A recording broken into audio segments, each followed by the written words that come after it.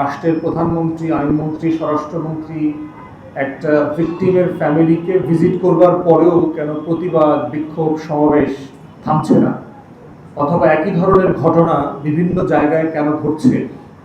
সরকার যদি মনে করে থাকে যে সিম্পলি দ্রুত বিচার করব, এক সপ্তাহের ভিতরে আমরা চার্জশিট দিয়ে দিব, ফাঁসির ব্যবস্থা করা হবে, এই কথাগুলো বলবার মধ্য দিয়ে আসলে আমাদের দেশবাসীকে আশ্বস্ত করবার সুযোগ নাই।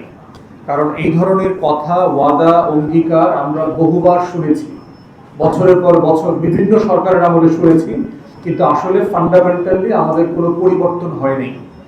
এবং ঠিক একই কারণে দেখেন যে এই আস্থাহীনতার কারণে যেটা হচ্ছে, আমরা আশঙ্কা করছি যে অনেকেই কিন্তু আপনার আইন হাতে তুলে নিতে পারেন, এবং সেটা আমাদের কারোর জন্য খুবই স্বস্তিদায়ক বিষয় হবে না।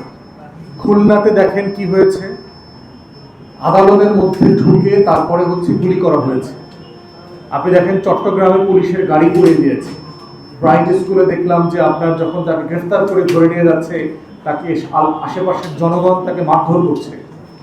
তাহলে এই ঘটনাগুলো প্রমাণ করছে যে সরকারের সিম্পলি এতটুকু বলা যে আমরা বিচার করব, এটার উপরে দেশবাসী আসলে ভরসা করতে পারছে না, আশ্বস্ত হতে পারছে না।